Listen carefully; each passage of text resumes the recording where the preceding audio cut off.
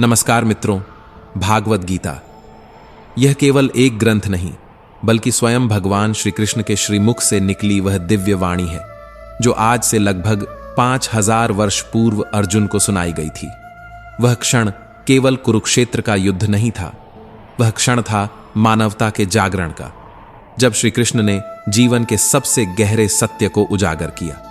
उन्होंने जो कहा वह केवल अर्जुन के लिए नहीं बल्कि हर उस व्यक्ति के लिए था जो जीवन के संघर्षों में उलझा हुआ है, जो मोह, भय और असमंजस के जाल में फंसकर स्वयं को खो देता है। भागवत गीता हमें सिखाती है कि जीवन का उद्देश्य केवल जीना नहीं बल्कि सही मार्ग पर चलते हुए जीना है। यह बताती है कि दुख और कष्ट हमारे शत्रु नहीं बल्कि वे शिक्षक हैं जो हमें मजबूत बनाते हैं।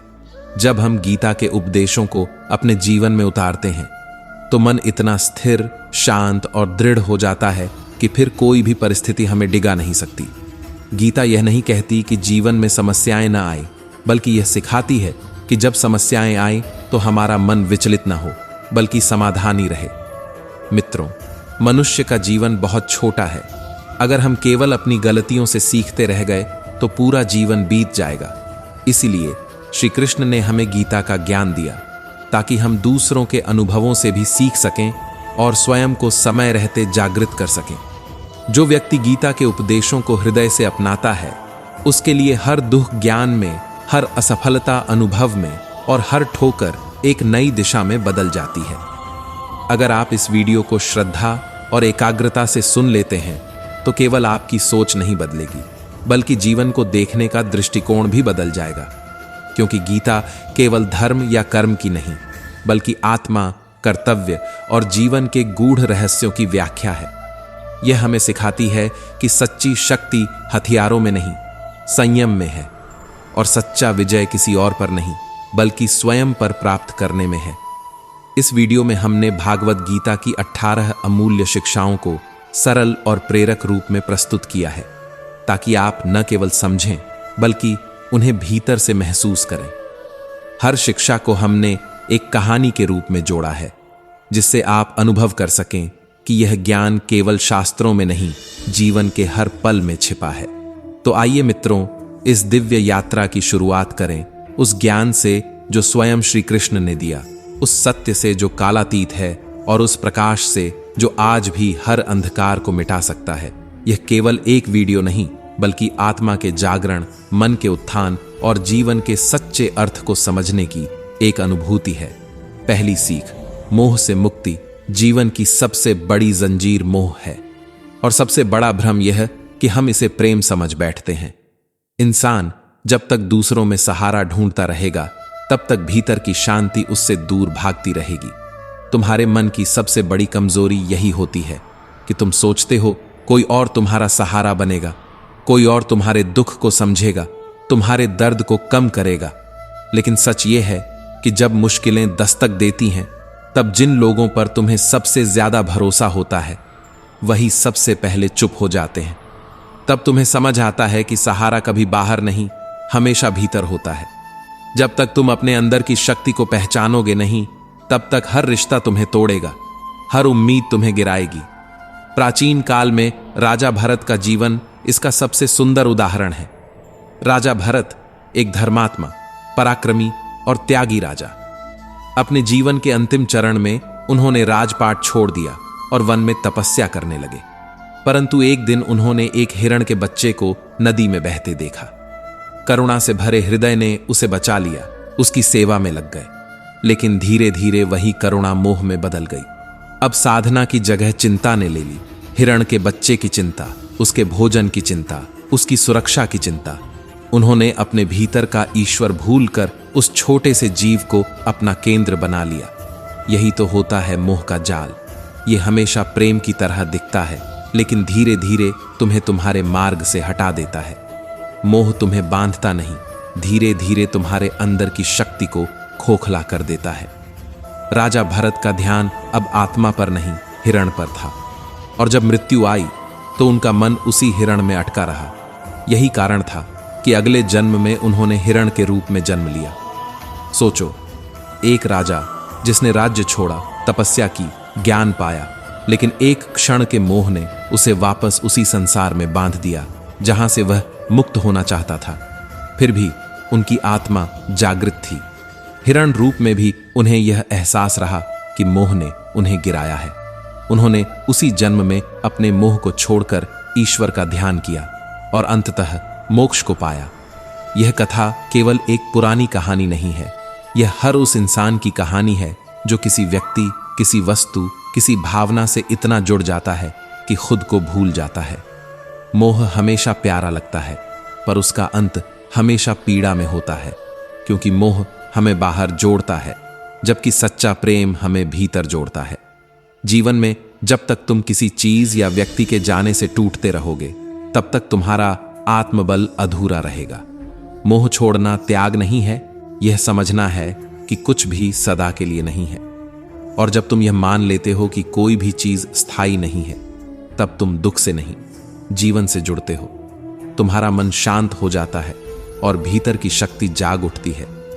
कभी कभी जो चीजें हमें सबसे प्यारी लगती हैं, वही हमें सबसे ज्यादा बांध लेती हैं। मोह की सबसे बड़ी चाल यही है कि वह तुम्हें उस चीज से जोड़ देता है जो अंत में तुम्हें छोड़ जाती है, और जब वह चला जाता है तो तुम टूट जाते हो।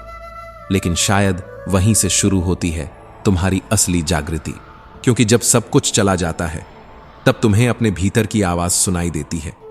वही आवाज जो कहती है तुम अकेले नहीं हो, तुम स्वयं अपने सहारे हो। दूसरी सीख, अहंकार से दूरी जीवन का सबसे खतरनाक जहर अगर कोई है तो वह है अहंकार। यह धीमे धीमे इंसान के भीतर घुलता है और जब तक वह समझ पाए तब तक सब कुछ खत्म कर देता है। अहंकार का अर्थ है अपने अस्तित्व को दूसरों से बड़ा मान लेना, अपनी शक्ति, ज्ञान या सफलता पर इतना गर्व करना कि विनम्रता की जगह घमंड आ जाए। यह वही भावना है जो इंसान को लोगों से नहीं बल्कि खुद से दूर कर देती है, क्योंकि जहां अहंकार आता है वहां प्रेम, करुणा और समझ का स्थान नहीं रहता। अहंकार वह आग है जो भीतर से जलाती है और इंसान को उस ऊंचाई से गिरा देती है जहां तक वह स्वयं को पहुंच चुका समझता है। रामायण में रावण इसका सबसे बड़ा उदाहरण है। एक महान विद्वान, अपार शक्ति का स्वामी, शास्त्रों का ज्ञाता और युगों युगों तक याद रखे जाने वाला राजा। लेकिन उसका पतन उसकी शक्ति से नहीं, उसके अहंकार से हुआ। उसके पास सब कुछ था सिवाय विनम्रता के। वह जानता था कि वह शक्तिशाली है, पर यह भूल गया कि शक्ति भी तब तक सार्थक है जब तक उसमें मर्यादा जुड़ी हो। रावण सोचता था कि उसे कोई हरा नहीं सकता, कोई उसके सामने टिक नहीं सकता, लेकिन यही सोच उसका विनाश बन गई। जब उसकी बहन शूर्पणखा ने सीता का अपहरण करने के लिए उकसाया तो रावण के भीतर छिपा अहंकार जाग गया। उसने यह सोच लिया कि वह भगवान राम को पराजित कर सकता है, वह उस नारी को छीन सकता है जो धर्म की प्रतिमूर्ति है। यही वह क्षण था जब उसका विनाश शुरू हुआ, लेकिन अहंकार की आंखें अंधी थीं। रावण ने उस समय केवल अपनी शक्ति देखी, लेकिन सत्य नहीं देखा। और यही तो अहंकार की सबसे बड़ी चाल होती है। यह इंसान को वास्तविकता से काट देता है, उसे यह विश्वास दिला देता है कि वह अजेय है। रावण का युद्ध केवल राम से नहीं था, वह अपने ही अहंकार से लड़ रहा था। लेकिन जिसने अपने अहंकार को पहचानना छोड़ दिया, उसका पतन निश्चित है। हर व्यक्ति के जीवन में एक रावण छिपा होता है जो हमें कहता है कि तू सब कुछ कर सकता है, तुझसे बड़ा कोई नहीं। और अगर उस आवाज को वश में न किया जाए तो वही हमारी हार का कारण बन जाती है। अहंकार हमें यह महसूस कराता है कि हम दूसरों से श्रेष्ठ हैं, लेकिन असल में यह हमारी समझ को छोटा कर देता है। यह धीरे धीरे इंसान को उस बिंदु तक ले जाता है जहां वह अपने ही गलत फैसलों में गर्व महसूस करने लगता है। जैसे रावण ने धर्म को तोड़ा, मर्यादा को लांघा और अपने ही साम्राज्य का नाश किया, वैसे ही हर अहंकारी व्यक्ति अपने भीतर के साम्राज्य को जला देता है। अहंकार का सबसे बड़ा धोखा यही है कि यह शुरुआत में ताकत देता है, पर अंत में सब छीन लेता है। यह हमें लोगों की इज्जत नहीं बल्कि डर दिलाता है। यह हमें ऊंचा नहीं उठाता बल्कि हमें दूसरों से दूर कर देता है। और जब हम अकेले पड़ जाते हैं तब समझ आता है कि जिसे हम शक्ति समझ रहे थे वही हमारी कमजोरी थी। जीवन में जितना ऊंचा उठो उतना ही झुको, क्योंकि विनम्रता से ही ऊंचाई की रक्षा होती है। पेड़ पर सबसे मीठे फल वही होते हैं जो झुके रहते हैं। रावण के पास सब कुछ था, लेकिन झुकने की क्षमता नहीं थी, इसलिए उसका अंत हुआ। यह दुनिया उन लोगों को याद नहीं रखती जो ऊंचे थे, बल्कि उन्हें याद रखती है जो विनम्र थे। अहंकार से मुक्त होना मतलब खुद को छोटा करना नहीं, बल्कि अपने भीतर की सच्ची शक्ति को पहचानना है। हर इंसान के जीवन में ऐसा समय आता है जब उसे यह तय करना होता है कि वह रावण बनेगा या राम। एक रास्ता है अहंकार का, जो चमकता बहुत है पर अंत अंधकार में होता है। दूसरा है विनम्रता का, जो दिखने में कठिन है लेकिन भीतर से प्रकाश देता है। और शायद गीता का यही संदेश है कि विजय हमेशा उस व्यक्ति की होती है जो स्वयं पर विजय पा लेता है, क्योंकि सच्चा युद्ध बाहरी नहीं, भीतर का होता है। भागवत गीता की तीसरी सीख हमें यह बताती है कि जीवन के संघर्षों से कभी डरना नहीं चाहिए, क्योंकि संघर्ष कोई सजा नहीं, बल्कि वह साधना है जो हमें मजबूत बनाती है। जब तक जीवन है तब तक संघर्ष रहेगा। यह एक सच्चाई है जिसे स्वीकार करना ही शांति की पहली सीढ़ी है। जो व्यक्ति कठिनाइयों से भागता है वह कभी यह नहीं जान पाता कि उसके भीतर कितनी ताकत छिपी हुई थी। संघर्ष हमें तोड़ता नहीं, बल्कि हमें हमारे असली रूप से मिलवाता है। महाभारत के युद्ध में अर्जुन का भय हर उस इंसान की झिझक का प्रतीक है जो मुश्किल हालातों में खुद से हार मान लेता है। जब अर्जुन ने अपने ही परिवारजनों को युद्ध के सामने खड़ा देखा तो उनका मन कांप उठा। वे सोच में पड़ गए कि क्या यह युद्ध सही है, क्या उन्हें अपने ही प्रियजनों के खिलाफ जाना चाहिए। उनका धनुष नीचे गिर गया और भीतर से आवाज आई, मैं यह नहीं कर सकता। यह वही क्षण था जब मनुष्य की सीमा और उसकी हिम्मत आमने सामने खड़ी थी। लेकिन तभी भगवान श्री कृष्ण ने उन्हें वह अमर ज्ञान दिया जिसने केवल अर्जुन ही नहीं बल्कि पूरी मानवता को बदल दिया। उन्होंने कहा, अर्जुन, यह युद्ध सिर्फ बाहरी नहीं है, यह तुम्हारे भीतर के डर और कर्तव्य के बीच की लड़ाई है। उन्होंने समझाया कि आत्मा न जन्म लेती है न मरती है, शरीर तो केवल वस्त्र की तरह बदलता है। इसलिए अपने कर्तव्य से डरना नहीं चाहिए, क्योंकि सच्चा कर्म वही है जो बिना परिणाम की चिंता के किया जाए। कृष्ण के ये शब्द आज भी हर उस इंसान के लिए हैं जो किसी कठिन दौर से गुजर रहा है, क्योंकि जब इंसान संघर्ष से डर जाता है तो वह अपने भविष्य से डरने लगता है, और जो अपने भविष्य से डरता है वह वर्तमान में कभी नहीं जी पाता। जीवन की हर चुनौती हमें यह याद दिलाने आती है कि अगर रात गहरी है तो सुबह और भी उजली होगी, लेकिन वह उजाला केवल उसे ही दिखता है जो अंधेरे में भी चलने की हिम्मत रखता है। अर्जुन ने जब भय को त्यागा और अपने कर्तव्य को स्वीकार किया, तब वह केवल योद्धा नहीं रहे, वह कर्मयोगी बन गए। यही वह क्षण था जब उन्होंने समझा कि जीवन में जो संघर्ष है वही तो हमें उस ऊंचाई तक ले जाता है जहां शांति और आत्मविश्वास का मिलन होता है। जब मन में विश्वास जागता है तब कोई भी युद्ध बड़ा नहीं लगता। कृष्ण ने कहा था, कर्तव्य करते रहो, क्योंकि कर्म ही तुम्हारी पूजा है। और यही बात जीवन का सबसे बड़ा सत्य है। कभी कभी हमें लगता है कि हमारे सामने खड़ी मुश्किलें बहुत बड़ी हैं, लेकिन असल में वे हमें मजबूत बनाने आई हैं।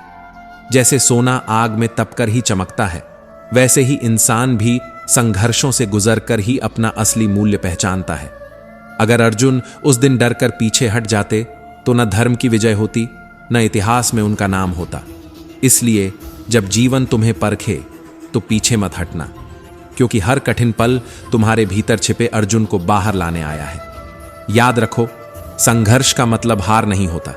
संघर्ष का मतलब है कि तुम अभी हार मानने को तैयार नहीं हो, और वही व्यक्ति जीवन में जीतता है जो हर बार गिरकर भी उठना जानता है। यही गीता की सच्ची शिक्षा है।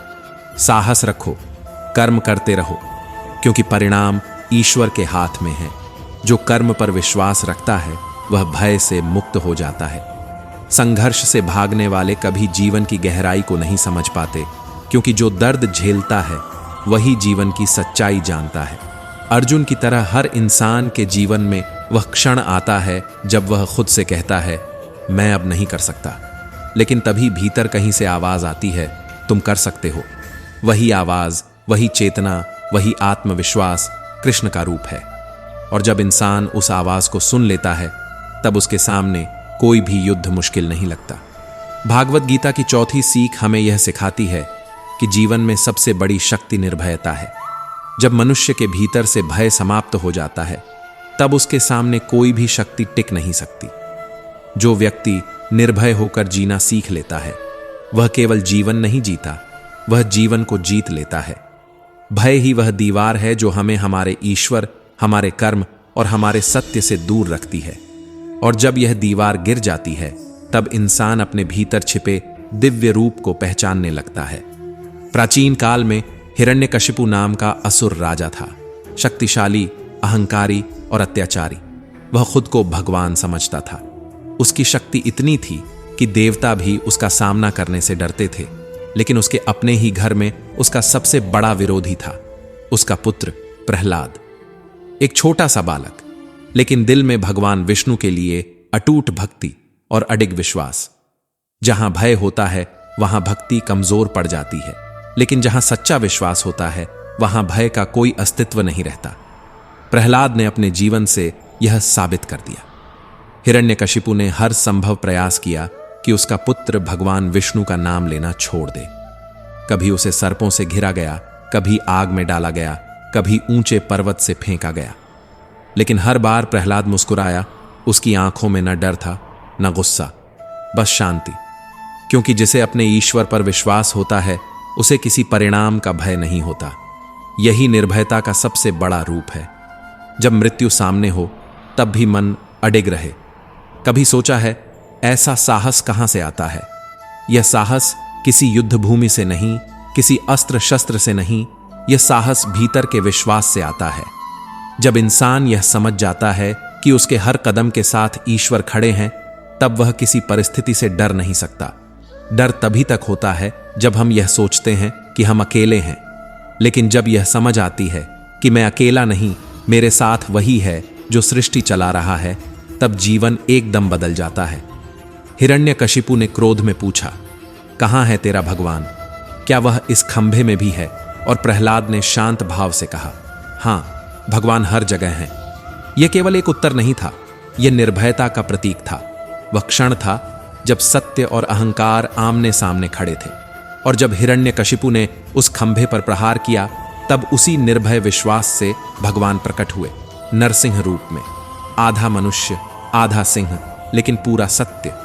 उन्होंने यह सिद्ध कर दिया कि जहां सच्ची भक्ति और निर्भयता होती है, वहां ईश्वर स्वयं रूप धर लेते हैं। प्रहलाद की यह कथा केवल एक धार्मिक प्रसंग नहीं, बल्कि एक जीवन दर्शन है। यह बताती है कि जो व्यक्ति धर्म, सत्य और ईश्वर के मार्ग पर निर्भय होकर चलता है, उसकी रक्षा खुद सृष्टि करती है। आज भी जब कोई इंसान किसी अन्याय के खिलाफ खड़ा होता है, तो उसके भीतर वही प्रहलाद जीवित हो उठता है।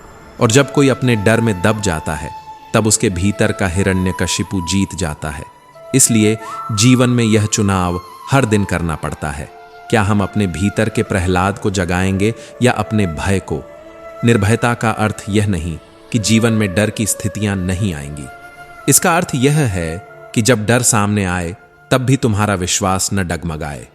जब तूफान आए, तब भी दीपक जलता रहे। यही सच्चा साहस है। भगवान कृष्ण भी यही सिखाते हैं कि भय केवल मन का भ्रम है। वास्तविकता में वह उतना बड़ा नहीं जितना हम उसे मान लेते हैं। जब तुम निर्भय होते हो, तब जीवन तुम्हारे आगे झुकता है। प्रहलाद का जीवन इस बात का प्रमाण है कि ईश्वर उनके साथ रहते हैं जो अपने सत्य पर अडिग रहते हैं। चाहे संसार कुछ भी कहे, चाहे समय कितना भी कठिन क्यों ना हो, अगर तुम्हारे भीतर सच्ची निष्ठा और निर्भयता है, तो कोई भी शक्ति तुम्हें रोक नहीं सकती। डर को स्वीकार कर लेना ही उसे बड़ा बनाता है, लेकिन जब उसे नजरअंदाज कर दिया जाए, तब वह मिट जाता है। जीवन में हर किसी को कभी ना कभी ऐसा क्षण आता है जब उसे लगता है कि अब सब खत्म हो गया, लेकिन वही क्षण तुम्हारे भीतर के विश्वास की परीक्षा होती है। अगर तुम उस समय भी कह सको, भगवान मेरे साथ हैं, तो समझो तुम्हारा आधा युद्ध उसी पल जीत लिया गया है। निर्भय रहो, क्योंकि भय तुम्हारा सबसे बड़ा शत्रु है और विश्वास तुम्हारा सबसे बड़ा मित्र। और जब इंसान का मित्र स्वयं ईश्वर का स्वरूप बन जाए, तब उसके जीवन में असंभव कुछ भी नहीं रहता। भागवत गीता की 5वीं सीख हमें यह गहराई से समझाती है कि आत्मा अमर है, शाश्वत है और कभी नष्ट नहीं होती। यह शरीर मिट सकता है पर आत्मा नहीं। शरीर तो केवल एक वस्त्र है जो पुराना होता है तो बदल जाता है, लेकिन आत्मा उसी तरह नई यात्रा पर निकल जाती है। गीता में भगवान श्री कृष्ण ने अर्जुन से कहा था, नयनम छिंदंती शस्त्राणि नयनम दहत्ति पावकः, अर्थात आत्मा को न कोई अस्त्र काट सकता है, न अग्नि जला सकती है, न जल भिगो सकता है, न वायु सुखा सकती है। जो इस सत्य को समझ लेता है वह कभी किसी मृत्यु से नहीं डरता, क्योंकि वह जानता है कि मृत्यु अंत नहीं बल्कि एक नए प्रारंभ का द्वार है। जीवन का सबसे बड़ा भय ही मृत्यु का भय है, और जब यह भय समाप्त हो जाता है तब मनुष्य वास्तव में जीना शुरू करता है। हम में से अधिकांश लोग यह भूल जाते हैं कि हम आत्मा हैं, शरीर नहीं। जब तक यह भ्रम रहता है तब तक हर चोट, हर हानि, हर विदाई हमें तोड़ देती है। लेकिन जिस दिन यह समझ आ जाती है कि आत्मा अजर अमर है, उस दिन जीवन की हर कठिनाई हमें मजबूत बनाती है, कमजोर नहीं। जब इंसान अपने भीतर की आत्मा को पहचान लेता है तब उसे कोई परिस्थिति डरा नहीं सकती। प्राचीन काल में एक बालक था, नचिकेता। उम्र छोटी थी पर आत्मा विशाल थी। उसके पिता ने क्रोधवश उसे यमराज के लोक भेज दिया। सोचो, एक छोटा बालक मृत्यु के द्वार पर अकेला खड़ा है। जहां हर जीव जाने से डरता है, वहां वह 3 दिन तक बिना भय, बिना चिंता के शांत बैठा रहा। यही तो आत्मा की पहचान है, जो न शरीर के ताप से हिलती है, न मृत्यु के भय से। जब यमराज लौटे तो उन्होंने इस बालक के धैर्य, उसकी स्थिरता और उसकी निडरता को देखकर कहा, तुम साधारण बालक नहीं, तुम सत्य की खोज में निकले एक ज्ञानी आत्मा हो। यमराज ने उसे 3 वरदान दिए। पहले में उसने अपने पिता की शांति मांगी, दूसरे में ज्ञान का यज्ञ, लेकिन तीसरे वरदान में उसने वह पूछा जो समूची मानवता सदियों से पूछती आई है, मृत्यु के बाद क्या होता है। यह प्रश्न सरल नहीं था और यमराज ने पहले टालने की कोशिश की। उन्होंने कहा, मैं तुम्हें धन, राज्य, ऐश्वर्य, दीर्घायु सब दे सकता हूं, बस यह प्रश्न मत पूछो। लेकिन नचिकेता का मन विचलित नहीं हुआ। उसने कहा, धन और वैभव नश्वर हैं, पर मैं उस सत्य को जानना चाहता हूं जो मृत्यु के पार है। यहां से हमें सबसे गहरी सीख मिलती है। सच्चे ज्ञान की खोज केवल वही कर सकता है जो सांसारिक प्रलोभनों से ऊपर उठ चुका हो, और यही आत्मा की यात्रा का आरंभ है। नचिकेता ने जो मार्ग चुना वह भय का नहीं, आत्मबोध का मार्ग था। यमराज ने अंततः उसे वह अद्वितीय ज्ञान दिया कि आत्मा न जन्म लेती है न मरती है, वह केवल एक शरीर से दूसरे शरीर में जाती है, जैसे कोई यात्री एक घर छोड़कर दूसरे घर में चला जाए। अगर हम इस सत्य को अपने भीतर उतार लें तो हमारा जीवन पूरी तरह बदल जाएगा। हम हर हानि, हर मृत्यु, हर अंत को एक नई शुरुआत की तरह देखने लगेंगे। कोई प्रिय जब हमें छोड़कर जाता है तो वह खोता नहीं, बस आगे बढ़ जाता है, एक नए शरीर में, एक नए अनुभव में। यह समझ हमें दुख से नहीं बल्कि शांति से भर देती है। मृत्यु का भय तब मिटता है जब इंसान यह समझ लेता है कि जो मरता है वह शरीर है, आत्मा नहीं। भगवान श्री कृष्ण ने भी यही कहा, जो हुआ वह अच्छा हुआ, जो हो रहा है वह अच्छा हो रहा है, और जो होगा वह भी अच्छा ही होगा। जब हम आत्मा के स्तर से सोचने लगते हैं तब हमें किसी भी परिस्थिति का भय नहीं रहता, क्योंकि हमें पता होता है कि हर अनुभव, हर घटना हमारी आत्मा की यात्रा का एक हिस्सा है। आत्मा अमर है। यह वाक्य केवल शास्त्रों की बात नहीं, यह जीवन का सबसे बड़ा सत्य है। लेकिन इस सत्य को समझने के लिए हमें भीतर उतरना होगा, खुद से मिलना होगा। यह समझ केवल पढ़ने से नहीं आती, यह तब आती है जब हम जीवन के गहराई में उतरकर महसूस करते हैं कि हम इस शरीर तक सीमित नहीं। जब यह एहसास जागता है तब इंसान का दृष्टिकोण ही बदल जाता है। वह अब हर रिश्ते, हर परिस्थिति, हर सुख दुख को आत्मा के अनुभव की तरह देखने लगता है। नचिकेता की कथा इसलिए अमर है क्योंकि उसने यह दिखाया कि सच्चा ज्ञान किसी उम्र का मोहताज नहीं होता। एक बच्चा भी अगर सत्य के मार्ग पर अडिग है तो उसे वह ज्ञान मिल सकता है जो देवताओं से भी परे है, वह ज्ञान जो मृत्यु को भी पराजित कर देता है। मृत्यु के द्वार पर भी जिसने मुस्कुराना सीख लिया वह वास्तव में जीवित है। जो व्यक्ति आत्मा की इस अमृता को समझ लेता है, उसके लिए जीवन और मृत्यु के बीच का भेद मिट जाता है। वह अब किसी भी भय से मुक्त हो जाता है। उसके लिए सब कुछ एक यात्रा है, एक निरंतर प्रवाह। जैसे नदी बहती रहती है, वैसे ही आत्मा चलती रहती है, एक रूप से दूसरे रूप में, एक अनुभव से दूसरे अनुभव में। और शायद यही कारण है कि जो व्यक्ति आत्मा की सच्चाई को जान लेता है, वह मृत्यु को अंत नहीं, बल्कि ईश्वर की ओर लौटने की यात्रा समझता है। भागवत गीता की छठी सीख हमें यह सिखाती है कि जीवन में सबसे बड़ी विजय दूसरों पर नहीं, बल्कि स्वयं पर प्राप्त की जाती है। जो व्यक्ति अपनी इच्छाओं और इंद्रियों पर नियंत्रण रख सकता है, वही सच्चा विजेता कहलाता है। संयम वह शक्ति है जो मनुष्य को भीतर से दृढ़ बनाती है। यह केवल एक गुण नहीं, बल्कि आत्मा की रक्षा का कवच है। जब इंसान अपनी इच्छाओं के गुलाम बन जाता है, तो धीरे धीरे उसका विवेक खो जाता है, उसका ध्यान बिखर जाता है और उसकी साधना अधूरी रह जाती है।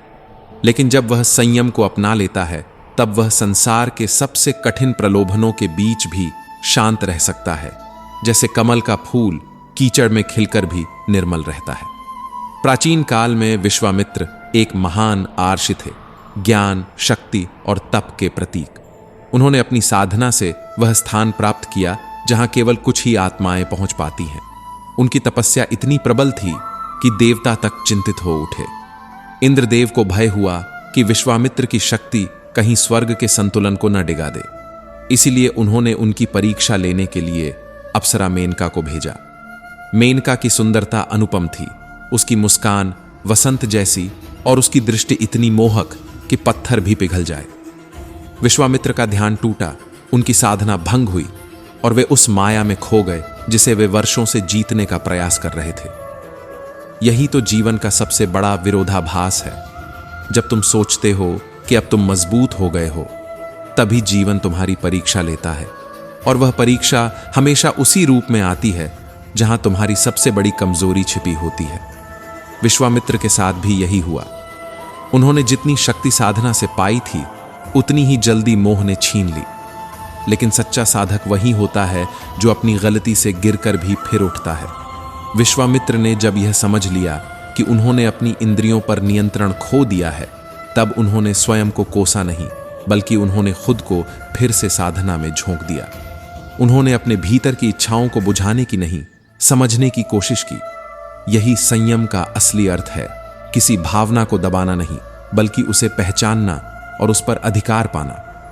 उन्होंने वर्षों तक कठोर तपस्या की, हर प्रलोभन को अपने पास आने दिया, लेकिन उसे अपने मन में प्रवेश नहीं करने दिया। यही सच्चा संयम है, जब तुम संसार में रहकर भी संसार से अछूते रहो, जब हर आकर्षण तुम्हारे सामने हो पर तुम्हारा मन विचलित न हो। विश्वामित्र ने इस बार अपनी साधना को इतनी गहराई से जिया कि उनका मन स्थिर हो गया, उनकी इच्छाएं शांत हो गईं। वह अब किसी बाहरी चीज से नहीं, अपने भीतर के प्रकाश से पूर्ण थे। और इसी आत्म संयम की परिणति थी कि उन्होंने ब्रह्मर्षि का सर्वोच्च पद प्राप्त किया। वह स्थान जहां पहुंचना केवल ज्ञान से नहीं, बल्कि स्वयं पर पूर्ण नियंत्रण से संभव होता है। यह कथा हमें यह सिखाती है कि जीवन की सबसे कठिन लड़ाई हमारे बाहर नहीं, भीतर होती है। इच्छाएं हमेशा आकर्षक लगती हैं, वे हमारे मन को रंगीन सपनों से भर देती हैं, लेकिन धीरे धीरे वही सपने हमें बंधन में बांध देते हैं। संयम का अर्थ यह नहीं कि जीवन से दूर हो जाओ, बल्कि यह कि तुम जीवन के बीच रहकर भी अपने मन को स्थिर रखो। जब हम अपनी इंद्रियों पर संयम नहीं रख पाते, तो हर सुख क्षणिक बन जाता है, कुछ पल का आनंद और फिर एक लंबा पश्चाताप। लेकिन जब हम संयम सीख लेते हैं, तब हमारे भीतर ऐसी शांति उत्पन्न होती है जो किसी बाहरी वस्तु से नहीं मिल सकती। यही शांति धीरे धीरे आत्मबल में बदल जाती है, और वही आत्मबल हमें हर परीक्षा में संभालता है। संयम वह सेतु है जो मनुष्य को ईश्वर से जोड़ता है, क्योंकि जब मन शांत होता है, तभी आत्मा की आवाज सुनाई देती है। यही वह क्षण है जब इंसान अपने भीतर के प्रकाश को महसूस करता है, जहां न कोई मोह होता है, न कोई लालच, न कोई भय, केवल स्थिरता, केवल शांति। और शायद यही कारण है कि भागवत गीता कहती है, जिसने इंद्रियों को वश में कर लिया वही सच्चा योगी है, क्योंकि संयम केवल साधु का नहीं, हर उस व्यक्ति का आभूषण है जो इस संसार में रहते हुए भी अपने भीतर का संतुलन बनाए रखना चाहता है। विश्वामित्र की कहानी हमें याद दिलाती है कि सबसे बड़ी तपस्या किसी जंगल में नहीं बल्कि अपने मन के भीतर होती है, और जो अपने मन को जीत लेता है उसके लिए संसार की हर विजय छोटी पड़ जाती है। भागवत गीता से 7वीं सीख हमें यह समझाती है कि धर्म का पालन करना ही मनुष्य का सबसे बड़ा कर्तव्य है। धर्म का अर्थ केवल पूजा पाठ या नियमों का पालन नहीं होता, बल्कि धर्म का सच्चा सार है अपने कर्तव्यों को निष्ठा और ईमानदारी से निभाना, चाहे परिस्थिति कितनी भी कठिन क्यों ना हो। गीता हमें सिखाती है कि धर्म वही नहीं जो दिखता है, धर्म वह है जो भीतर से किया जाता है। जब इंसान अपने स्वार्थ, भय और मोह से ऊपर उठकर सही को सही और गलत को गलत कहने की हिम्मत करता है। महाभारत में कर्ण की कहानी इस सीख का सबसे जीवंत उदाहरण है। कर्ण जो कुंती और सूर्यदेव का पुत्र था, लेकिन जन्म के बाद त्याग दिया गया और एक सूत परिवार में पला बढ़ा। परिस्थितियां उसके खिलाफ थीं, समाज ने उसे हमेशा नीचा दिखाया, लेकिन उसने अपने कर्म और धर्म से कभी समझौता नहीं किया।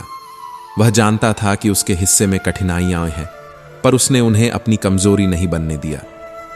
जीवन भर उसने अपने कर्तव्यों का पालन किया, चाहे वह अपने गुरु परशुराम के प्रति समर्पण हो या अपने मित्र दुर्योधन के प्रति वफादारी। जब परशुराम को पता चला कि कर्ण क्षत्रिय है और उसने झूठ बोलकर उनसे शिक्षा ली है, तो उन्होंने उसे शाप दिया कि युद्ध के सबसे कठिन क्षण में वह अपने शस्त्र विज्ञान को भूल जाएगा। कोई और होता तो टूट जाता, लेकिन कर्ण ने उस शाप को भी अपने धर्म का हिस्सा मान लिया। उसने उसे स्वीकार किया, क्योंकि उसे पता था कि कर्म का फल भले ही जैसा हो, कर्म तो करना ही होता है। यही तो गीता का सार है, कर्म करो, फल की चिंता मत करो। कर्ण का जीवन त्याग, वफादारी और धर्म का प्रतीक है। जब इंद्रदेव ब्राह्मण के रूप में उसके पास आए और उससे उसकी कवच कुंडल मांगे, तब भी उसने बिना एक पल सोचे अपने जीवन की सबसे बड़ी सुरक्षा त्याग दी। उसे मालूम था कि इससे उसकी मृत्यु निश्चित है, फिर भी उसने दान धर्म का पालन किया। यह त्याग, यह निस्वार्थता, यही सच्चा धर्म है, क्योंकि धर्म वह नहीं जो हमें बचा ले, धर्म वह है जो हमें सच्चा बना दे। कर्ण की एक एक सांस में कर्तव्य की गंध थी। उसने कभी अपने दर्द को कारण नहीं बनाया, बल्कि उसे साधना बना लिया। जब उसके रथ के पहिए कीचड़ में धंसे, जब उसका जीवन अपने अंतिम क्षणों में था, तब भी उसने अर्जुन से कहा, मैं अभी भी युद्ध के नियमों का पालन कर रहा हूं। यही धर्म है। जब तुम्हारे पास कुछ नहीं बचा होता, तब भी तुम अपने कर्तव्य से पीछे नहीं हटते। कर्ण की कहानी हमें यह सिखाती है कि धर्म केवल विजय का मार्ग नहीं, बल्कि आत्मा की शुद्धि का माध्यम है। धर्म वही है जो मन को शांत करे, जो अहंकार को तोड़े और इंसान को भीतर से मजबूत बनाए। यह वह मार्ग है जहां हार में भी सम्मान होता है और पराजय में भी गरिमा, क्योंकि जो व्यक्ति अपने धर्म पर अडिग रहता है वह कभी हारता नहीं। वह केवल समय के आगे झुकता है और समय ही एक दिन उसके आगे झुक जाता है। जीवन में जब भी परिस्थितियां कठिन हों, जब सही और गलत के बीच मन डगमगाए, तब कर्ण को याद करना चाहिए। वह व्यक्ति जिसने सब कुछ खोकर भी धर्म नहीं छोड़ा, जिसने अपमान सहकर भी ईमान नहीं छोड़ी, जिसने मृत्यु को सामने देखकर भी अपने कर्म का मार्ग नहीं छोड़ा। यही तो गीता की 7वीं सीख है। धर्म वही नहीं जो हमें सुविधा दे, धर्म वह है जो हमें सही राह दिखाए, क्योंकि जो अपने धर्म के प्रति अडिग रहता है वह चाहे संसार से हारा हुआ लगे, पर ईश्वर के दरबार में विजयी कहलाता है। धर्म को निभाना कठिन है, लेकिन यही कठिनाई आत्मा को महान बनाती है। और जब आत्मा धर्म से जुड़ जाती है, तब जीवन के हर संघर्ष में शांति मिलती है, क्योंकि तब मनुष्य जानता है कि वह सही रास्ते पर है, और यही उसकी सच्ची विजय है। भागवत गीता की 8वीं सीख हमें यह सिखाती है कि जीवन में हमेशा सत्य की राह पर चलो, चाहे वह मार्ग कितना भी कठिन क्यों ना हो। सत्य का मार्ग कभी आसान नहीं होता, लेकिन यह हमारे जीवन को सच्चे उद्देश्य की ओर ले जाता है। सत्य का अर्थ केवल बोलने या दिखाने का नहीं, बल्कि हर परिस्थिति में अपने कर्तव्य, अपने मन और अपने विवेक के अनुसार सही निर्णय लेने का है। यह मार्ग हमें कभी शॉर्टकट्स नहीं देता, हमें संघर्ष और परीक्षाओं से गुजरना पड़ता है, लेकिन यही कठिनाइयां हमारी आत्मा को मजबूत बनाती हैं और हमें सच्चे धर्म और सत्य की गहराई तक ले जाती है। महाभारत में युधिष्ठिर की कथा इसका सबसे सशक्त उदाहरण है। वे केवल पांडवों के नेता नहीं, बल्कि सत्य और धर्म के प्रतीक थे। राजसूय यज्ञ के दौरान जब दुर्योधन ने छलपूर्वक पांडवों को पासे के खेल में हराया, तब उन्हें 13 साल का वनवास और 1 साल का अज्ञातवास भुगतना पड़ा। यह किसी भी व्यक्ति के लिए असहनीय कठिनाई होती, लेकिन युधिष्ठिर ने कभी अपने मन को डर या मोह में नहीं डाला। उन्होंने वनवास के समय हर कठिनाई का सामना न केवल साहस के साथ किया, बल्कि अपने धर्म और सत्य के मार्ग से भी विचलित नहीं हुए। वनवास के दौरान भी उनके सामने अनेक परीक्षाएं आईं। एक बार दुर्वासा आर्ष और उनके 10,000 शिष्यों ने युधिष्ठिर के आश्रम में भोजन की मांग की। साधन सीमित थे, भुखमरी का खतरा था और परिस्थितियां बेहद कठिन थीं। लेकिन युधिष्ठिर ने चिंता में नहीं, बल्कि धर्म और विवेक में रहकर समाधान खोजा। उन्होंने भगवान श्री कृष्ण का स्मरण किया और उनका मार्गदर्शन पाया। द्रौपदी ने अक्षय पात्र से भोजन निकालकर सभी को खिलाया और युधिष्ठिर ने यह सुनिश्चित किया कि सत्य और धर्म का मार्ग न टूटे। यह दिखाता है कि सत्य का पालन केवल मनुष्य की निष्ठा का विषय नहीं, बल्कि उसकी धैर्य, विश्वास और आत्मबल की परीक्षा भी है। युधिष्ठिर ने यह दिखाया कि सत्य का मार्ग केवल व्यक्तिगत विजय या लाभ के लिए नहीं है, यह मार्ग समाज के लिए भी आदर्श बनाता है। उनके राज्याभिषेक के बाद भी उन्होंने न्याय, सत्य और धर्म का पालन किया। उनके शासन में जनता सुखी और समृद्ध थी, क्योंकि उनके निर्णय केवल सत्ता या लाभ के लिए नहीं, बल्कि सही और न्याय संगत थे। यही गीता का संदेश है।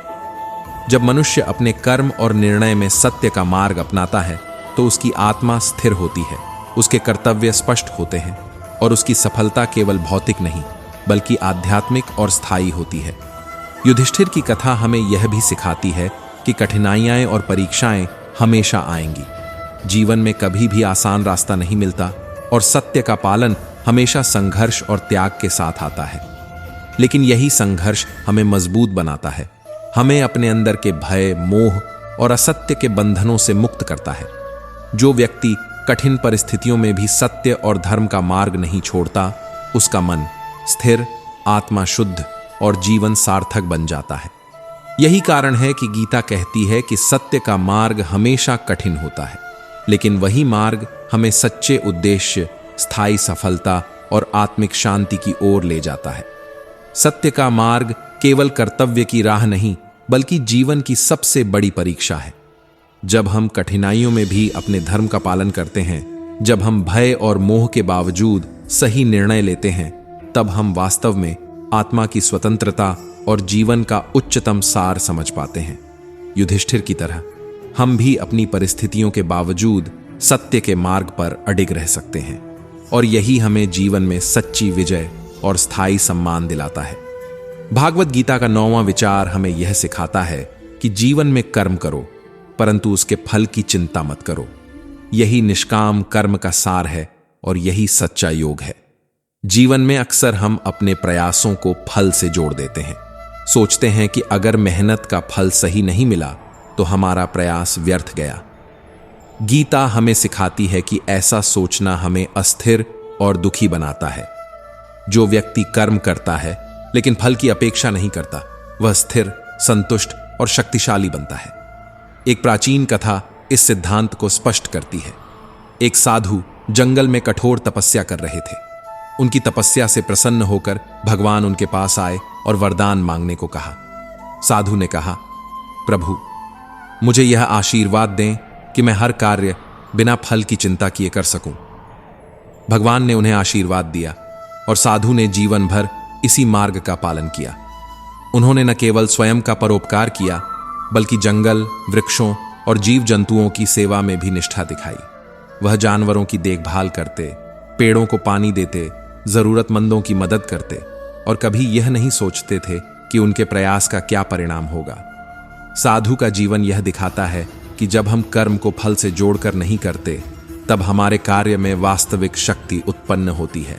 समय के साथ साधु के कर्मों का प्रभाव दिखने लगा। जंगल हरा भरा हो गया, जानवर खुशहाल हुए और आसपास के लोग साधु की निस्वार्थ सेवा से प्रेरित होकर उनकी सहायता में जुट गए। साधु ने कभी अपने प्रयास का श्रेय नहीं लिया, न ही प्रशंसा की चिंता की। उनका जीवन केवल कर्म और सेवा में बीता और यही उनकी सबसे बड़ी शक्ति बन गई। यह हमें सिखाता है कि निष्काम कर्म का पालन करने वाला व्यक्ति न केवल अपनी आत्मा को शुद्ध करता है, बल्कि अपने आसपास की दुनिया में भी सकारात्मक परिवर्तन लाता है। फल की चिंता किए बिना कर्म करना कठिन लगता है, क्योंकि मनुष्य स्वभावतः परिणाम की आकांक्षा करता है। लेकिन जब हम अपनी अपेक्षाओं को त्याग देते हैं और केवल कर्म में निष्ठा रखते हैं, तो हमारा मन स्थिर होता है, हमारा जीवन सरल और सार्थक बन जाता है। भगवान श्री कृष्ण ने गीता में अर्जुन को यही उपदेश दिया, कर्म करो, फल की चिंता मत करो। यही मानव जीवन का सर्वोच्च उद्देश्य है।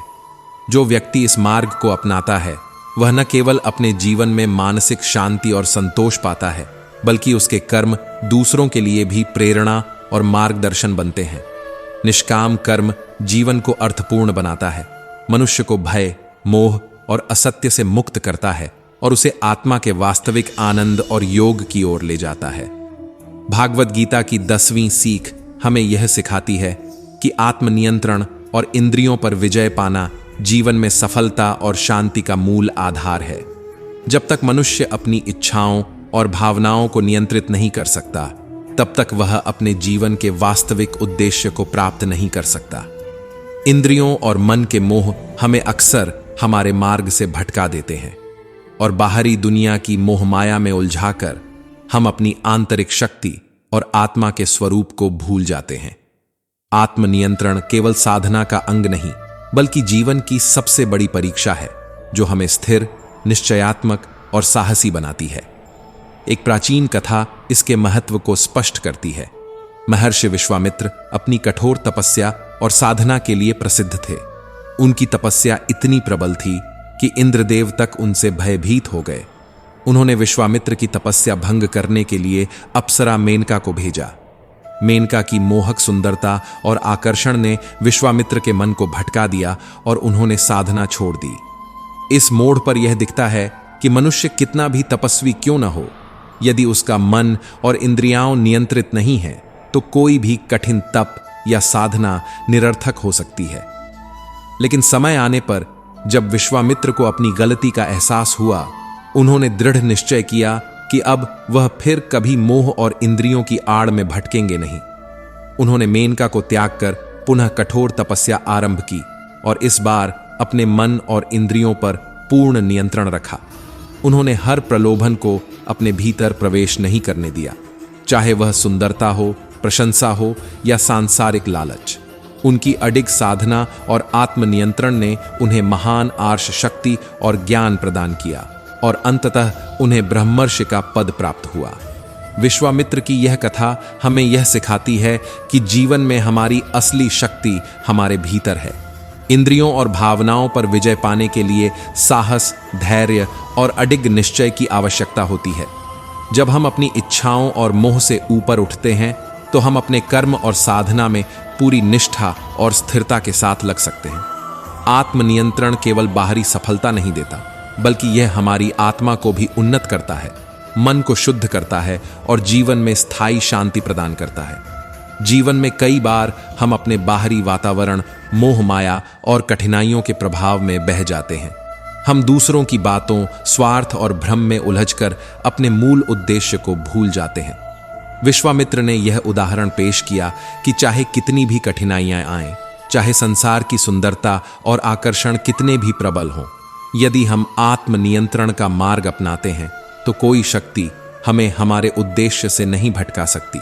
उनके जीवन ने यह स्पष्ट कर दिया कि सच्ची सफलता केवल बाहरी साधनों या शक्तियों से नहीं मिलती, बल्कि आत्मा के अनुशासन, मन की शांति और इंद्रियों पर विजय से मिलती है। आत्मनियंत्रण का मार्ग कठिन और परीक्षणों से भरा होता है, लेकिन यही मार्ग मनुष्य को स्थिरता, साहस और अडिग निश्चय प्रदान करता है। जब हम अपने भीतर की इच्छाओं, मोह और भय से मुक्त होते हैं, तभी हम अपने कर्मों में पूरी निष्ठा से जुट सकते हैं और सच्चे अर्थ में जीवन को सफल और सार्थक बना सकते हैं। विश्वामित्र की कहानी हमें यही संदेश देती है कि यदि हम इंद्रियों पर विजय प्राप्त कर लें और अपने मन को नियंत्रित रखें तो कोई भी बाधा हमारी साधना, ज्ञान और आध्यात्मिक उन्नति में खड़ी नहीं हो सकती। यही गीता का उपदेश है। आत्मनियंत्रण के बिना कोई भी साधना, कोई भी प्रयास पूर्ण नहीं होता और यही आत्मनियंत्रण हमें जीवन की सच्ची शांति, शक्ति और सफलता की ओर ले जाता है। आंतरिक शांति और अडिग धैर्य प्रदान करता है। जीवन में हम अक्सर सुख और दुख के झूले में झूलते रहते हैं। जब सुख मिलता है तो अहंकार बढ़ जाता है और जब दुख आता है तो निराशा और भय का भाव मन में उतर आता है। गीता हमें सिखाती है कि बाहरी परिस्थितियां अस्थायी हैं। स्थिरता और शांति का मूल केवल भीतर है। इस बात को एक सरल कथा के माध्यम से समझा जा सकता है। प्राचीन समय में एक छोटे से गांव में संत विदुर रहते थे। वे अपनी समता और शांति के लिए पूरे क्षेत्र में प्रसिद्ध थे। जीवन के हर परिस्थिति में वे शांत और स्थिर रहते थे और कभी भी बाहरी घटनाओं, प्रशंसा या अपमान से विचलित नहीं होते थे। एक बार गांव में एक महत्वपूर्ण आयोजन हुआ जिसमें संत विदुर को आदर और सम्मान के साथ आमंत्रित किया गया। वे बड़ी शांति और नम्रता से वहां पहुंचे। सभी ने उनका स्वागत किया और उनकी प्रशंसा की। विदुर ने इस प्रशंसा को भी संतुलित भाव से स्वीकार किया। न अहंकार दिखाया, न किसी प्रकार की लालसा और न ही घमंड।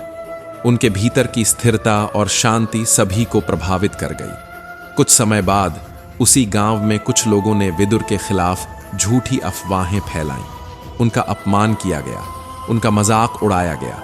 लेकिन विदुर ने इस अपमान और तिरस्कार को भी समान भाव से सहन किया। उनका मन शांत और स्थिर रहा और उन्होंने किसी प्रकार का क्रोध या द्वेष नहीं दिखाया। उनकी समता ने न केवल उनके मन को अडिग रखा बल्कि उन पर परिस्थितियों का नियंत्रण और भी बढ़ा दिया। उनके आसपास के लोग इस अद्भुत स्थिरता और धैर्य से बहुत प्रभावित हुए। उन्होंने समझा कि सच्ची शक्ति और योग केवल बाहरी विजय या संपत्ति में नहीं बल्कि भीतर की स्थिरता और समता में होती है। समता का यह भाव हमें यह सिखाता है कि जीवन के हर मोड़ पर, चाहे वह सुखद हो या दुखद, लाभकारी हो या हानिकारक, हमें समान भाव रखना चाहिए। जब हम परिस्थितियों में संतुलित रहते हैं तो मनुष्य की सोच स्पष्ट होती है, निर्णय स्थिर होते हैं और मानसिक संतोष तथा आत्मिक शांति की प्राप्ति होती है।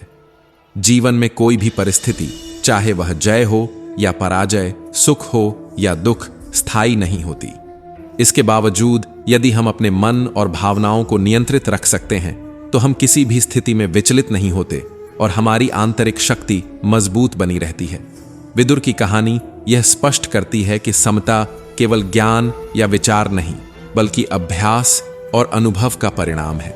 जब हम सुख और दुख को एक समान मानकर, लाभ और हानि को समान भाव से स्वीकार कर और जय या पराजय में भी अपने मन को स्थिर रखकर जीवन जीते हैं, तब हम सच्चे अर्थ में मानसिक स्वतंत्रता, आत्मविश्वास और शांति प्राप्त कर सकते हैं। यही गीता का संदेश है। बाहरी दुनिया की परिस्थितियों पर हमारी शक्ति सीमित है, परंतु हमारे भीतर का स्थिर भाव, समता और संतुलन हमें हर परिस्थिति में अडिग और निर्भीक बनाता है। यही वह शिक्षा है जो हर व्यक्ति के जीवन में हर परिस्थिति में स्थिरता, शांति और सच्चे संतोष का मार्ग प्रशस्त करती है। भागवत गीता से हमें 12वीं सीख यह मिलती है कि जीवन में सच्चा सुख और आंतरिक शांति भगवान के प्रति पूर्ण समर्पण से ही प्राप्त होती है। यह समर्पण केवल बाहरी भक्ति या पूजा तक सीमित नहीं है, बल्कि यह हमारे हर कर्म, हर सोच और हर भाव में ईश्वर को केंद्र में रखने की अटल दृढ़ता है। प्राचीन काल में ध्रुव नामक एक बालक राजकुमार थे जिनका जीवन इस सच्चाई का जीवंत उदाहरण है। ध्रुव का जन्म राजसी परिवार में हुआ था, परंतु उनके पिता की दूसरी पत्नी ने उन्हें अपने पिता की गोद में बैठने से रोक दिया। उस समय ध्रुव ने अनुभव किया कि अपमान और असम्मान केवल बाहरी दुनिया के कारण नहीं बल्कि मन के भीतर असंतोष और ईश्वर से अलगाव के कारण भी बढ़ते हैं। ध्रुव ने अपनी मां से पूछा कि उसे सच्चा सुख और सम्मान कैसे प्राप्त हो सकता है। उनकी मां ने उन्हें भगवान नारायण की शरण में जाने की सलाह दी। ध्रुव ने अपने बाल मन से ही इस सलाह को गहराई से समझा और वन की ओर प्रस्थान किया। वहां उन्होंने कठोर तपस्या और ध्यान आरंभ किया। उनका समर्पण इतना प्रबल था कि उन्होंने भोजन और नींद तक का त्याग कर दिया और केवल भगवान का स्मरण और ध्यान करते रहे। यह समर्पण केवल एक कर्तव्य नहीं था, बल्कि उनके पूरे अस्तित्व का उद्देश्य बन गया। ध्रुव की तपस्या और निष्ठा से भगवान नारायण अत्यंत प्रसन्न हुए और प्रकट होकर उन्हें वरदान दिया। भगवान ने उन्हें आशीर्वाद दिया कि वे हमेशा के लिए आकाश में ध्रुव तारा के रूप में स्थापित रहेंगे, जिसे हर व्यक्ति आदर और श्रद्धा के साथ देखेगा। ध्रुव की कहानी हमें यह सिखाती है कि जब व्यक्ति अपने जीवन में पूर्ण समर्पण के साथ ईश्वर की ओर देखता है, अपने अहंकार और मोह को त्यागता है, तो वह हर परिस्थिति में स्थिर और निर्भीक बन जाता है। भौतिक संसार की अस्थायी सुख और सम्मान की चाह में मन भटकता है, लेकिन ईश्वर के प्रति समर्पण और अडिग श्रद्धा से व्यक्ति को वास्तविक सुख, सम्मान और मानसिक शांति प्राप्त होती है। समर्पण का अर्थ केवल प्रार्थना करना नहीं, बल्कि अपने जीवन के हर कर्म को भगवान के प्रति समर्पित कर देना है। यह हमें याद दिलाता है कि जब हम अपने स्वार्थ, लालसा और भय को पीछे छोड़कर ईश्वर की इच्छा और मार्ग में अपनी पूरी निष्ठा लगा देते हैं, तब जीवन के हर दुख का समाधान स्वतः हमारे भीतर उत्पन्न हो जाता है। ध्रुव का समर्पण इस बात का प्रतीक है कि भले ही जीवन में कितनी भी कठिनाइयां और अपमान क्यों न आएं, यदि व्यक्ति अपने मन और हृदय को ईश्वर के प्रति पूरी तरह से केंद्रित रखता है, तो हर विपत्ति में उसे मार्गदर्शन और संरक्षण प्राप्त होता है। यह समर्पण हमें आंतरिक शक्ति, धैर्य और स्थिरता देता है, जिससे हम जीवन के प्रत्येक क्षण में संतुलन और शांति बनाए रख सकते हैं। भगवान के प्रति पूर्ण समर्पण केवल भक्ति का मार्ग नहीं, बल्कि आत्मा का जागरण है, जो हमें भौतिक सुखों और संकटों से परे ले जाता है और हमें सच्चे अर्थ में जीवन का अनुभव करने योग्य बनाता है। यही गीता का संदेश है। समर्पण से ही जीवन में स्थायी शांति, सच्चा सम्मान और अनंत सुख संभव है, और यही मार्ग हमें भीतर से मजबूत बनाता है, जिससे हम अपने जीवन में किसी भी चुनौती का सामना निर्भीकता और धैर्य के साथ कर सकते हैं। भागवत गीता से 13वीं सीख यह मिलती है कि शांति की सच्ची खोज बाहरी दुनिया में नहीं, बल्कि हमारे अपने अंतर्मन की गहराई में होती है। जीवन में हम अक्सर शांति की तलाश में इधर उधर भटकते हैं, दूसरों से उम्मीदें रखते हैं, घटनाओं और परिस्थितियों पर आश्रित हो जाते हैं। लेकिन वास्तविक शांति और संतोष कभी बाहरी तत्वों से नहीं आता। एक समय की बात है, एक युवक अपने गांव से दूर एक शांत जंगल में आश्रम स्थापित करने गया। उसने अपने जीवन का अधिकांश समय ध्यान, तपस्या और साधना में बिताना शुरू किया, लेकिन उसके भीतर की अशांति उसे लगातार परेशान करती रही। उसका मन हर समय विचारों, चिंताओं और बेचैनी से भरा रहता था, और उसे समझ नहीं आता था कि कैसे वह इस मानसिक हलचल से मुक्त हो सकता है। युवक ने अपने गुरुजन से मार्गदर्शन मांगा। गुरु ने उसे समझाया कि शांति की खोज केवल बाहरी दुनिया में नहीं है, न ही यह किसी भौतिक संपत्ति, प्रसिद्धि या उपलब्धियों में मिलती है। शांति वास्तव में हमारे अंतर्मन में है, हमारे विचारों और भावनाओं की स्थिरता में है। गुरु ने उसे एक विशेष ध्यान विधि सिखाई, जिसमें युवक को अपने विचारों को पहचानने, उन्हें नियंत्रित करने और उन्हें स्थिर करने के अभ्यास में प्रतिदिन समय देना था। शुरुआत में यह कठिन और असंभव सा लगा, क्योंकि हमारा मन स्वभाव से अशांत और विचलित होता है।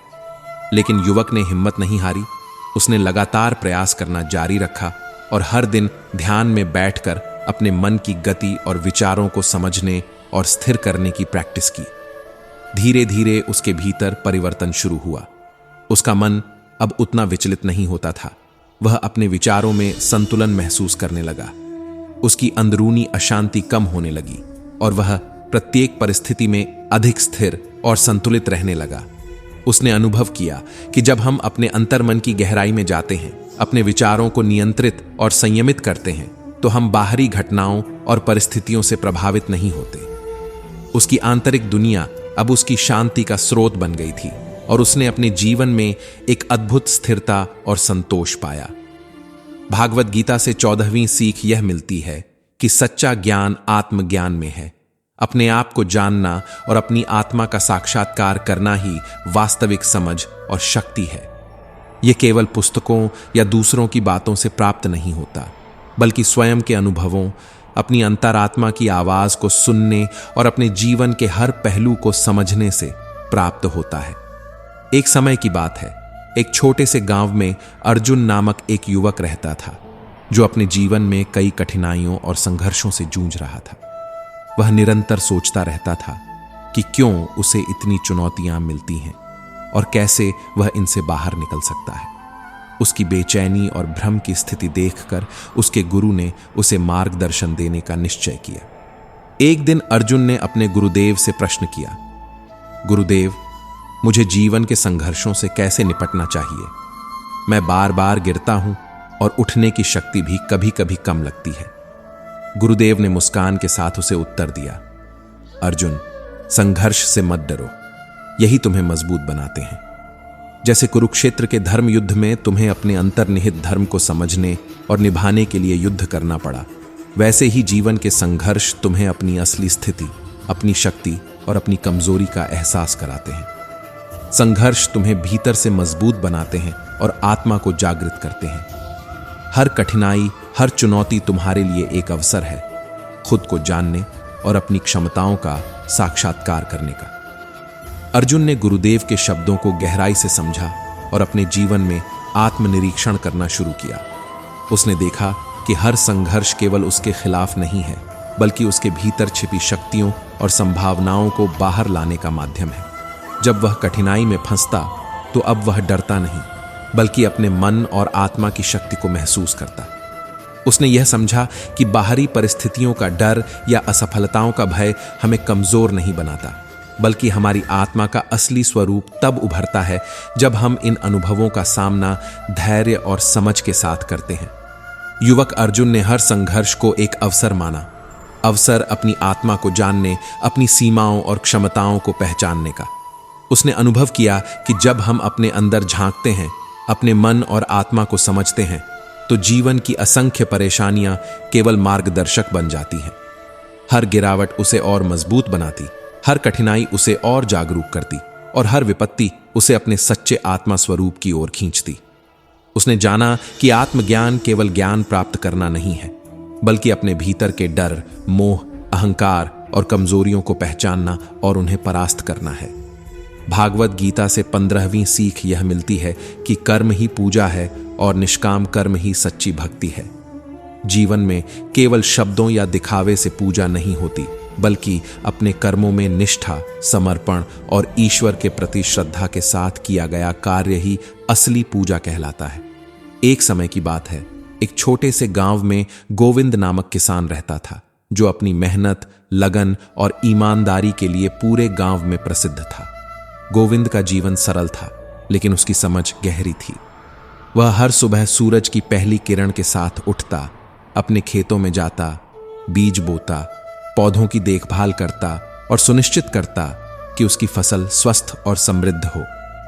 उसके लिए खेती केवल जीवन का साधन नहीं थी, बल्कि यह उसकी आत्मा की अभिव्यक्ति थी, उसके कर्म की पूजा थी।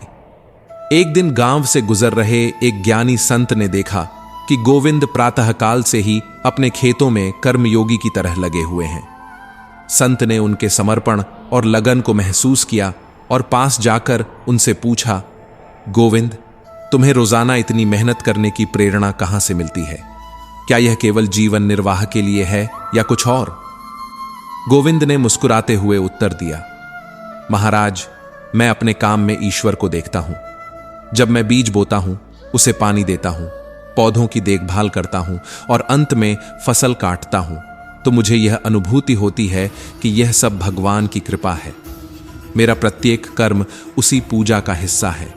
मैं अपने कर्म को केवल व्यक्तिगत लाभ के लिए नहीं करता, बल्कि इसे ईश्वर के प्रति समर्पण मानकर करता हूं। संत ने गोविंद की यह दृष्टि देखकर सिर हिलाया और कहा, सच कहा गोविंद, जो व्यक्ति अपने कर्मों को ईश्वर को समर्पित कर देता है, वही सच्चा योगी है, वही असली भक्त है। यह केवल शब्दों की भक्ति नहीं, बल्कि कर्म के माध्यम से ईश्वर के साथ मिलन है। तुम्हारे जैसे लोग समाज में प्रेरणा का स्रोत बनते हैं, क्योंकि वे दिखाते हैं कि साधारण जीवन में भी सच्ची भक्ति और पूजा संभव है। तुम्हारा यह कर्म योग गांव के अन्य लोगों के लिए उदाहरण बन गया है। उनके मन में समर्पण और ईमानदारी की भावना जागृत होती है और उन्हें यह एहसास होता है कि मेहनत, ईमानदारी और लगन के साथ किया गया प्रत्येक कार्य भगवान की भक्ति है। गोविंद ने संत की बातों को और गहराई से समझा और अपने कर्म को और अधिक लगन और ईमानदारी के साथ जारी रखा। उसने देखा कि जब वह अपने कर्म में पूर्ण निष्ठा रखता है तो उसके भीतर आत्मिक आनंद, शांति और संतोष का अनुभव होता है। न केवल उसकी फसल फलती फूलती, बल्कि उसके कार्य और दृष्टिकोण से पूरा गांव प्रेरित होता। लोग उसके जीवन को देखकर सीखते हैं कि पूजा मंदिर या किसी धार्मिक अनुष्ठान में केवल प्रतीकात्मक नहीं होती, बल्कि अपने कर्मों में ईश्वर को महसूस करना ही सच्चा धर्म और पूजा है। भागवत गीता से 16वीं सीख हमें यह मिलती है कि दया और करुणा केवल अच्छे स्वभाव की निशानी नहीं, बल्कि यह मानवता और धर्म का सार है। यह हमें यह सिखाती है कि जीवन में हर प्राणी के प्रति सहानुभूति, प्रेम और संवेदनशीलता रखना चाहिए। महाभारत काल की एक घटना इसे स्पष्ट रूप से दर्शाती है। युद्ध की तैयारी और गुरुद्रोह के समय भगवान श्री कृष्ण अपने सारथी अर्जुन के साथ रथ पर बैठे थे। उन्होंने अर्जुन से कहा, अर्जुन, दया और करुणा का भाव दूसरों के प्रति हमेशा बनाए रखना चाहिए। यही सच्चा धर्म है, यही सच्ची मानवता का परिचायक है। जब मनुष्य में यह भाव होता है तो उसका जीवन केवल स्वयं तक सीमित नहीं रहता, बल्कि उसका प्रभाव समाज और संसार तक फैलता है। गुरुद्रोह की ओर अपनी सेना के साथ बढ़ते हुए वे एक छोटे से गांव के पास पहुंचे। वहां उन्हें एक वृद्ध स्त्री पड़ी मिली जो बेहोशी की हालत में थी। उसके चारों ओर लोग थे, लेकिन किसी ने उसकी मदद नहीं की। अर्जुन ने उस स्त्री को देखकर तुरंत उसके पास जाकर उसका हाल पूछा। उन्होंने उसे जल पिलाया, उसकी सुरक्षा सुनिश्चित की और उसके परिवार के सदस्यों से मिलकर स्थिति समझी। अर्जुन ने यह देखा कि केवल सहानुभूति ही नहीं, बल्कि सक्रिय रूप से किसी की सहायता करना ही दया और करुणा की असली अभिव्यक्ति है। उन्होंने वृद्धा के प्रति करुणा के भाव को जीवन में उतारा, उसे सम्मान और मानवीय दृष्टि से देखा और उसे सुरक्षित स्थान पर पहुंचाया। यह घटना अर्जुन के लिए केवल एक शिक्षा नहीं, बल्कि एक अनुभव बन गई। उन्होंने समझा कि दया और करुणा केवल कमजोर लोगों के प्रति मृदु भाव नहीं है, बल्कि यह मजबूत आत्मा और जागरूक व्यक्ति की पहचान है। जब हम अपने जीवन में हर प्राणी के प्रति करुणा और दया का भाव अपनाते हैं तो हमारा मन निर्मल और संवेदनशील बनता है। हमारे कर्म केवल शारीरिक या भौतिक नहीं रह जाते, बल्कि उनमें आध्यात्मिकता और जीवन की गहराई समाहित हो जाती है। इस अनुभव ने अर्जुन को यह सिखाया कि दया और करुणा का भाव केवल दूसरों के लिए नहीं, बल्कि हमारे अपने मन, आत्मा और जीवन की उन्नति के लिए भी अत्यंत महत्वपूर्ण है। भगवान श्री कृष्ण की शिक्षा ने यह स्पष्ट कर दिया कि सच्चा धर्म केवल नियम कायदे या विधियों का पालन नहीं है, बल्कि यह हर प्राणी के प्रति करुणा और दया का भाव बनाए रखने में है। जब हम अपने आसपास के हर जीव, चाहे वह मानव हो या अन्य प्राणी, के प्रति संवेदनशील होते हैं तो हमारी आत्मा की ऊंचाई बढ़ती है, हमारा मन शांति और संतोष से भरता है और हमारे जीवन के निर्णय सच्चाई और न्याय पर आधारित होते हैं। इस प्रकार दया और करुणा केवल भाव नहीं, बल्कि जीवन जीने की कला है, जिससे व्यक्ति अपने अंदर की मानवता और आध्यात्मिक शक्ति को पहचानता है और उसके जीवन की हर क्रिया उसकी आत्मा को ऊपर उठाती है, उसे सही दिशा देती है और उसे जीवन में स्थिरता और शांति प्रदान करती है। भागवत गीता से 17वीं सीख हमें यह मिलती है कि समाज सेवा केवल एक कर्तव्य नहीं, बल्कि यह हमारे जीवन का एक उच्चतम उद्देश्य है।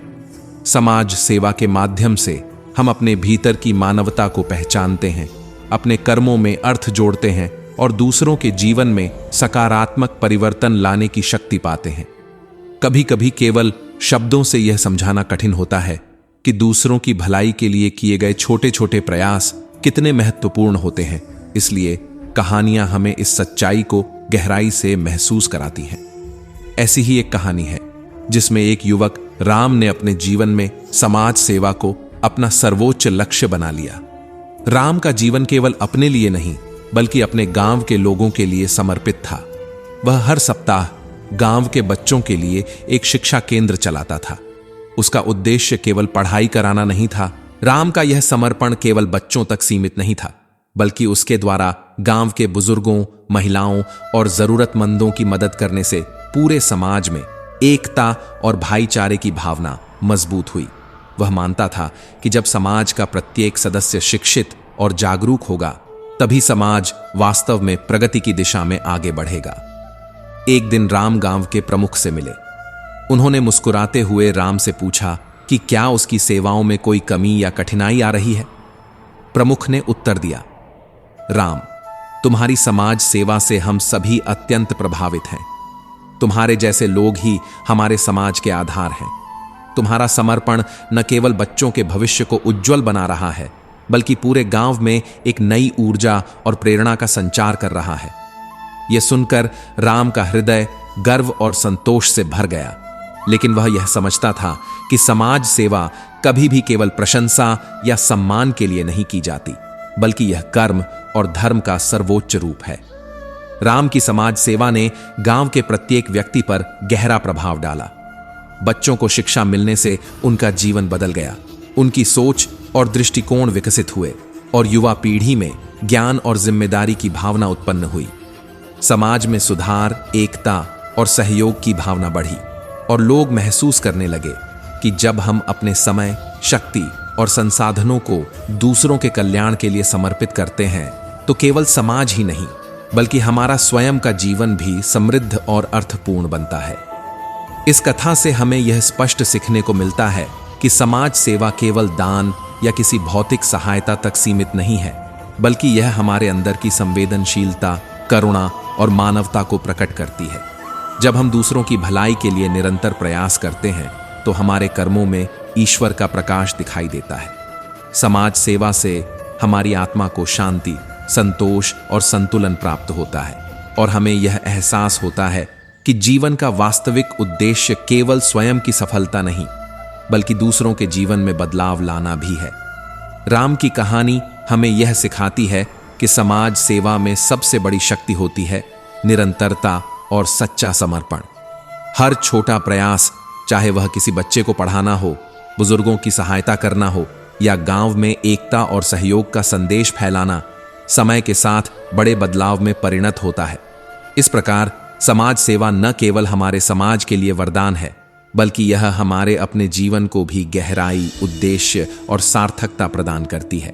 और जब हम अपने जीवन में यह समझते हैं कि हमारी असली खुशी और संतोष दूसरों की भलाई में निहित है, तभी हम गीता के वास्तविक संदेश को अपने जीवन में उतार पाते हैं, अपने कर्मों को ईश्वर के प्रति समर्पित कर पाते हैं और अपने जीवन को सार्थकता और प्रेरणा से भर सकते हैं। अब हम अंतिम विचार की ओर बढ़ते हैं। यह कहानी हमें यह समझाती है कि ज्ञान केवल पुस्तकों या विद्या का नाम नहीं है, बल्कि यह हमारे जीवन की सबसे बड़ी रोशनी है, जो अज्ञानता और भ्रम के अंधकार को मिटा देती है। एक समय की बात है, एक छोटे से गांव में धनंजय नामक एक बुद्धिमान ब्राह्मण रहते थे। धनंजय केवल अपने लिए नहीं, बल्कि पूरे गांव के कल्याण के लिए समर्पित थे। वे न केवल अपने ज्ञान से लोगों को शिक्षित करते थे, बल्कि उन्हें जीवन की वास्तविक समझ और मार्गदर्शन भी प्रदान करते थे। हर सप्ताह वे गांव के मंदिर में बच्चों को पढ़ाई कराते, उन्हें सही और गलत का भेद समझाते और उन्हें जीवन में सत्कार्य और नैतिकता के महत्व की सीख देते। एक दिन एक युवक ने उनसे पूछा, महाराज, आपको यह सब करने में क्या खुशी मिलती है? इतनी ज्ञान और शिक्षा की आवश्यकता क्यों है? धनंजय ने मुस्कुराते हुए उत्तर दिया, बेटा, ज्ञान ही वह प्रकाश है जो हमारे भीतर की अज्ञानता को दूर करता है। जब हमारा मन अज्ञान और भ्रम से भरा होता है, तब हम अपने जीवन में सही निर्णय नहीं ले पाते। ज्ञान हमें मार्ग दिखाता है, हमें सच्चाई के रास्ते पर ले जाता है और हमारे भीतर की शक्ति और साहस को जागृत करता है। इसके साथ ही उन्होंने एक उदाहरण दिया जिससे यह और स्पष्ट हुआ। धनंजय ने कहा, एक बार एक गांव में अंधेरे का शासन था। लोग अंधेरे से डरते थे क्योंकि वे उसके वास्तविक स्वरूप को नहीं जानते थे। वे अंधकार को केवल भय और असुरक्षा समझते थे। लेकिन एक दिन एक ज्ञानी आया जिसने उन्हें समझाया कि अंधेरा केवल अज्ञानता है। जब तक तुम्हें ज्ञान नहीं मिलेगा तब तक अंधकार दूर नहीं होगा। उसने उन्हें शिक्षा दी, समझाया और उनके मन में आत्मविश्वास और चेतना की रोशनी जगाई। धीरे धीरे उस गांव के लोग अंधकार से नहीं डरने लगे, क्योंकि उनके भीतर का ज्ञान उन्हें सही मार्ग दिखाने लगा। उसी प्रकार हमारे जीवन में भी अज्ञानता एक अंधकार है और ज्ञान ही वह प्रकाश है जो हमें सही और गलत, सुख और दुख, सफलता और असफलता के बीच का भेद दिखाता है। धनंजय की यह शिक्षा केवल बच्चों तक सीमित नहीं थी। उनके विचारों ने पूरे गांव के लोगों के मन और हृदय को बदल दिया। लोगों ने समझा कि ज्ञान सिर्फ पढ़ाई या किताबों में नहीं है, बल्कि यह अनुभव, समझ, धैर्य, सोचने और सही निर्णय लेने की क्षमता है। जब हम ज्ञान को अपनाते हैं तब हमारे जीवन में स्पष्टता आती है। हम अपने भय और भ्रम से मुक्त होते हैं और हमारे कर्म सही दिशा में चलते हैं। ज्ञान हमें न केवल अंधकार से बाहर निकालता है, बल्कि यह हमें जीवन में स्थिरता, आत्मविश्वास और आंतरिक शांति भी देता है। तो दोस्तों, हम उम्मीद करते हैं कि आपको उपदेश और कहानी पसंद आए होंगे। तो मित्रों, आपको यह उपदेश और कहानी अच्छी लगी हो तो वीडियो को लाइक करके कृष्णा साधना चैनल को सब्सक्राइब कर लें और अपने दोस्तों, रिश्तेदारों को भी यह ज्ञान भरी वीडियो शेयर कर दो और कमेंट में जय श्री कृष्णा लिख दो। मित्रों, आपका पूरी वीडियो देखने के लिए धन्यवाद। जय श्री कृष्णा।